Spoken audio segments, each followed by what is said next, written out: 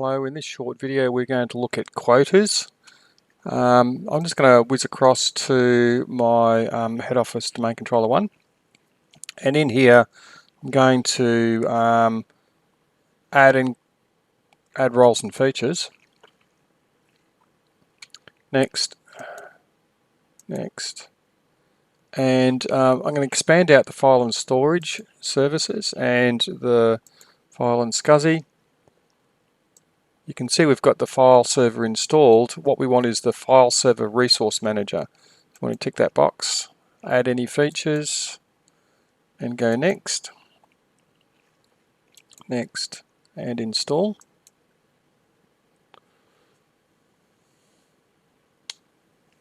You would do this on each of the servers that you wanted to actually enable quotas on.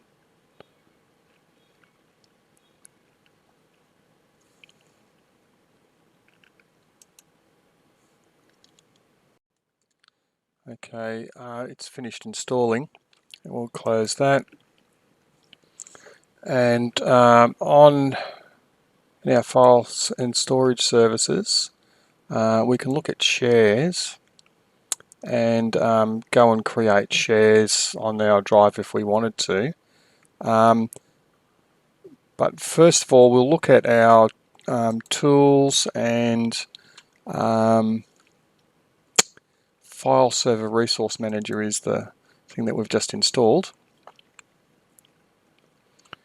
And here we've got quota management in here, so we can go and create quotas. And there's also some templates pre-done. And there's different types of quotas. There's hard quotas and soft quotas. Hard quotas, it's a hard limit. As soon as we exceed that limit, it actually stops writes to the disk. The soft limit doesn't, but it gives us warning that but it doesn't actually stop the writes. It continues writing. So this one's more of a warning. Soft is more of a warning. Hard is actually stops writes. Okay, so using the file server resource manager, we can create quotas on a per folder basis. The alternative is to actually use the volume, the entire disk. So if we looked at the entire disk, RAID 5 here, we could do a right mouse click on this and look at the properties. And there's a quota on here, and we could enable quota management on this. We could deny disk space to users exceeding a particular limit. And this applies to absolutely everyone because it's based on the disk. Okay, so everybody's got this much access on this folder. Okay, or sorry, on the entire drive. So for every folder that's on that drive has got the same hard limit. So we could limit the disk space to say 1 gigabyte and set the warning level to say 900 megabytes, something like that, and we could log when they exceed their warning limit and when they exceed their quota limit. And you can go and create individual entries as well. And so this is done on a disk basis rather than a folder basis. So this is more of a blunt instrument, one could say, but it is a way of doing it. And you could take a screenshot of that, and that would be applying quotas to the disk. Okay, and you could look at the quota entries in here, and we could add a new quota entry, and we could put, say, authenticated users in here. Sorry, I need to put object type. That's users. If I went to, that's only users. That's individual users. I'd need to change the object type to groups and then pick the authenticated users as a group. So this is individual users. So if I had U1. I'm assuming I've got a U1. Yeah, I do. So U1 in here, I could put an individual limit to the disk for any folder on that disk, but for every folder on that disk, their disk space doesn't matter which folder they put stuff into. Their access to this disk is a certain amount of data space, and that's it. So again, I could go, 500 megabytes, for example, and with a warning at 480 megabytes. And so U1, that's what he's got. And you can create a different one for each user. But this is sort of done on a user basis, so it's a bit tedious, although I'm sure you can do it for groups as well. But it applies to the entire disk, not for specific folders. So that would allow U1 to the entire disk and access to 500 megabytes of storage. That's it. Okay.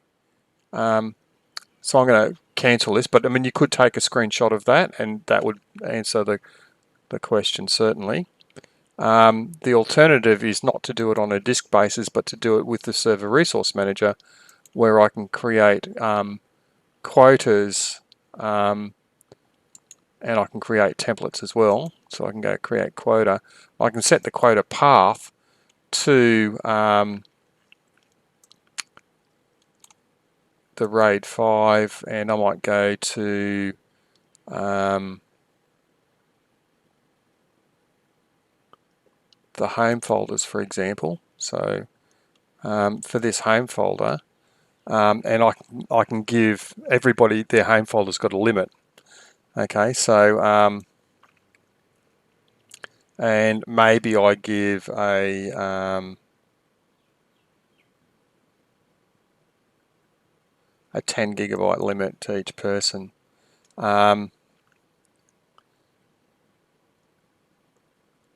Okay, derived properties. Okay, so let's go. So at the moment, I could pick the actual existing limit, or I could define my own limit and do custom properties. In which case I could go, okay, so here's 5 gigabytes. It's a hard quota, and I could then add in different thresholds. So I could go event log, send warnings to an event log once I get to say 85%.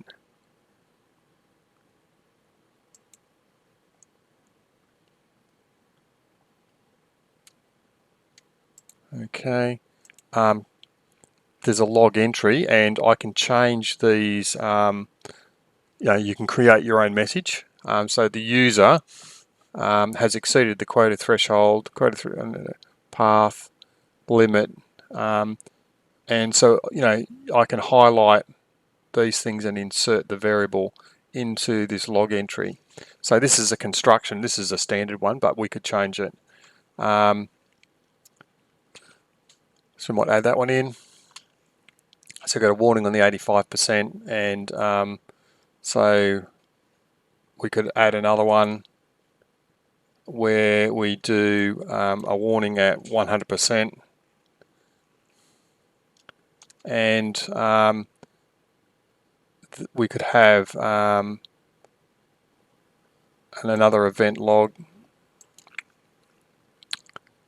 They've exceeded their limit, that sort of thing. Okay. Okay, it must be an integer value between that and 250, so it doesn't like the percent there. Okay, so now we've got 2 event log entries that come up when we're at the 5 gigabyte limit. So this is for the home folder.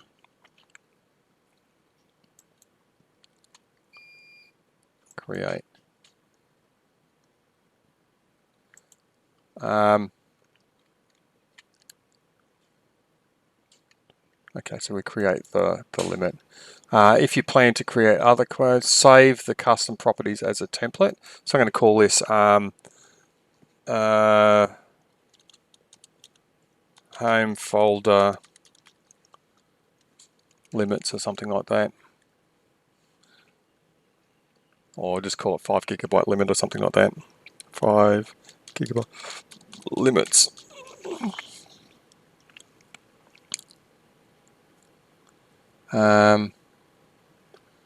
Okay, so that saves it as a limit. Okay, so now in the quota templates, I've now got this 5 GB limit that I've just put in there, which was a hard one. There was one already there, but I've just created my own. Oh, that must have been the original one, and then I've just created this one. Yeah, 85 and 100. Yep. So I could have used the one that was already there. Theirs is all emails and event logs. Okay. So that now you can do that not just on that folder. Like I've got one on the home folder. I could create one on lots of different folders. Okay, so I could create another quota. So this is not related to the entire disk and how much storage capacity that you're allowed to write onto that entire disk. This is per folder. Okay, so this is on a per folder basis. So I can have different limits on a per folder basis. So in here on the backups, so what I did was I limited the home so everybody had 5 GB. Their profiles, I might change that to 10 GB. So each person that logs in's got a 10 GB limit or something like that. Or I could go and create an entirely new share and put a limit on that as well. Now, these particular shares that I'm looking at, the home share, are actually part of the distributed file system. So it's going to apply against all of them, okay? And so,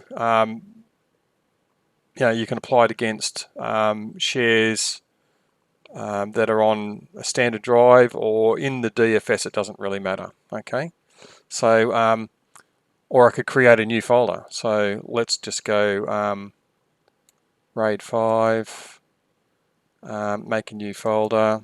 And this isn't in the DFS, this is just a separate one. So this might be for Project X.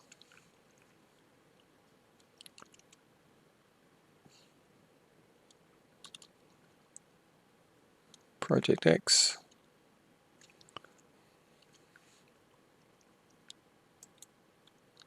Okay, so on Project X, I can put a limit on the quota path on this. The better way to do this is to actually put the, instead of it being on this PC, I'm wondering if we can put it on as a double backslash HODC1 backslash Project X. I wonder if we could do it that way.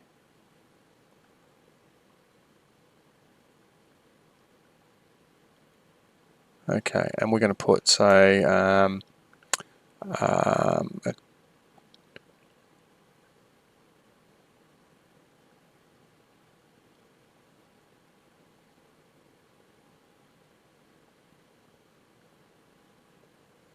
we might put a 2 GB limit on that.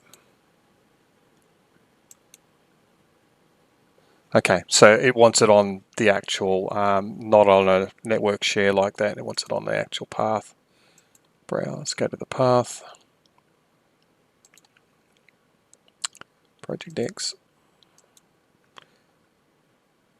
create the limit on that.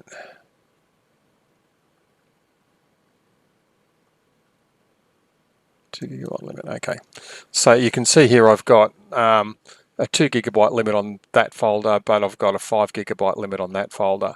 And we can vary this depending on, you know, how much capacity we want to allow people to have access to, or to save data into each folder, rather than putting a limit on a per volume or disk basis. So the quota management here in the file server resource manager is a little bit more finely granulated than the blunt instrument of just using the disk type system of properties, quotas like that. So that's the difference between that. This is a disk-based thing, and the file server resource manager allows quotas based on individual folders. And so that's, you know, if you showed a picture of this, screenshot of that, that would answer that part of the assessment. So that ends this video.